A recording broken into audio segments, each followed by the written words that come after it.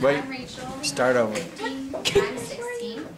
So, does anybody know what abuse is? Anyone? Okay, what is it?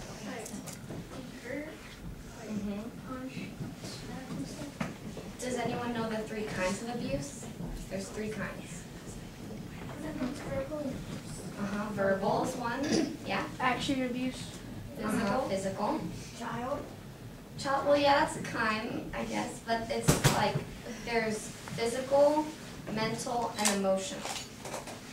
And does anyone know what, like, how they're categorized?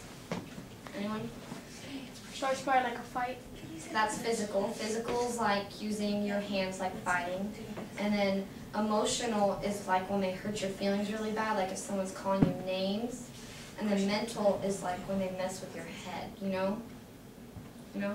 Like manipulation and stuff like that. Like trying to get you to do things that you don't want to do.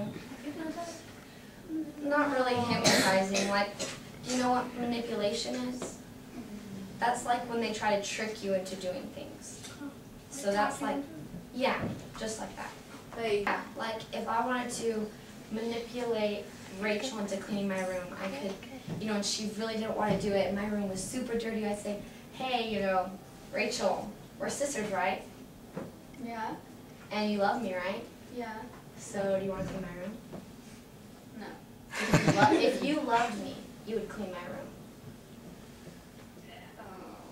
And then I kind of said, you see, that's kind of like manipulating, like hanging that over her head, which is wrong. Making her feel guilty. Yeah, which is wrong, and you know, you shouldn't do that. That's like, I mean, there's a lot of, you know, scenarios where manipulation can happen. Does anyone have any questions about abuse? Anyone? Like,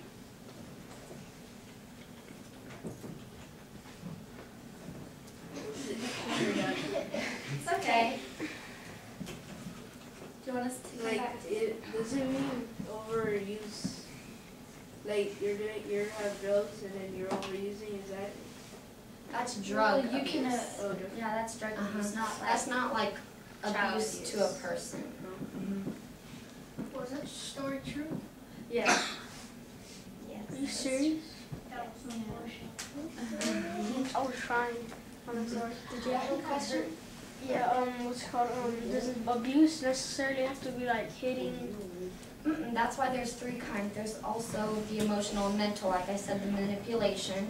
That's the kind, and then emotional, like if someone is, you know, calling you names. It's not just from parents to children either, like bullies.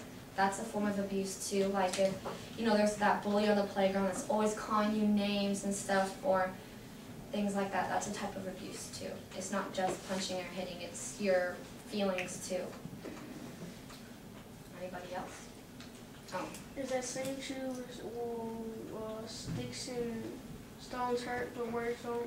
Sticks and stones may break your bones, but words will never hurt you. Yeah, I mean, people can say that, but sometimes the words really do hurt, you know? Like, I mean, people get their feelings hurt all the time. I mean, there's a difference between someone hurting your feelings and then emotional abuse. Emotional abuse is something that happens like every day. Like someone, they say, oh, you know, you're ugly every day. And, you know, the first time they say it, you're just like, oh, whatever, you're just being mean. But, you know, when they say it every day and you hear it every day, it starts to really hurt, you know? And so that's why it's a type of abuse. It has to be, you know, ongoing. And that's what makes it abuse. And if like you are somebody that is abused, it's like, I know it feels like it's only happening to you and you're the only person in the world that it's happening to, but millions of kids all across the country go through it every day, and like it's important to always, like, you know, there's plenty of people around you that will be there for you, so you know, it's important to tell an adult, tell a teacher, tell somebody that can help you get through it, because if not, then it's really hard and it just feels like it's getting worse. But when you have somebody there that like understands your situation, it's easy to, you know, get through it. And you know, there's a statistic in that there's 3 million kids who are abused every year, and that's reported. And there's so many more who don't tell someone, and it just gets worse.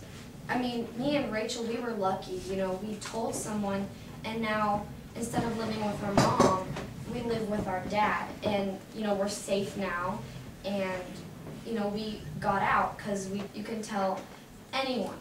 You can tell your teacher, you can tell your aunt, your uncle, your grandma, grandpa, you can tell the counselor, any adult that you know or trust, you can tell them and they will help you. They will. They won't leave you alone. When you're being, you know, bullied, whether it's by a parent or a kid at school, sometimes people, you know, will use it as an excuse to fail. Like, I'm getting bad grades because I'm dealing with a lot.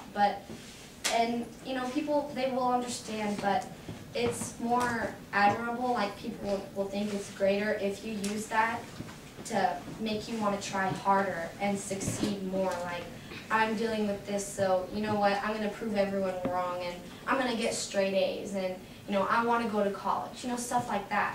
So you can either be a victim or you can be a survivor about it. You too, like I said, any adult. I mean, but don't just call for no reason like, oh, my parents are making me clean my room, take them away. No, you can't do that. It has to be something serious. Like they got you, they slapped you, and they got you with the door in the head, in the face, and you called the cops? Yeah, that's not good. That's not supposed to happen. That's, I mean, Or like the story. serious things. It has to be serious things like like that. a spanking doesn't count. Just a little one. If it's like, but you know, you can tell the difference between a spanking for discipline And a beating. then, you know, a beating. It's different, you know? Yeah, that's different. If Being punched is not okay by anybody, and you can't allow it, so you need no one can punch you. That didn't happen too long ago. Well, you should talk to Miss Rose about that later. But like, look at me and my sister. We could be at home right now, you know, crying, oh, we don't want to do anything because we've been through, you know, this horrible tragedy and we don't have to do anything. But instead, we're here talking to y'all, trying to help y'all see that it's okay, you're not alone, and even though if something bad happens, you can overcome it and be a better person than you were before. You know, like that saying, what doesn't kill you makes you stronger. Like, you can come out a stronger, better, wiser person than you were before. The cycle. There's this thing, and they call it the cycle of abuse. And it's, we're like say there's parents that are abusers, and maybe their parents abuse them, so they abuse their kids, who will then abuse their kids. So it's just like a circle. It never ends. It's just people abusing more people, abusing more people. And so what our mission is to break that cycle. If you're abused, you know, it feels kind of bad inside, you know, it makes you feel bad, and you just have to remember, you don't, you know, when you grow up and get married and have kids, you don't want to make your kids feel that way, so you want to break that cycle, you know. So you can talk to the counselor. So you can talk to a counselor who can help you get through those things and help you break the cycle, because you don't want to continue it. It just leads to more hurt. Next safe, but then like they escaped and they broke it. They broke it because when like it's like a circle power, like being somebody, you want to keep everybody else out. But when they leave, you get battered. Yeah, or it's like bullies, like if maybe someone else got bullied, like, and so they feel really mad inside because they were bullied, so they want to bully other people. And then, so it just keeps going of people bullying other people. And so, you know, if someone bullies you, don't bully other people, because you're just continuing the cycle and you want to break the cycle, right? Right? Break it down to the ground. That's right, you don't want to bully other people.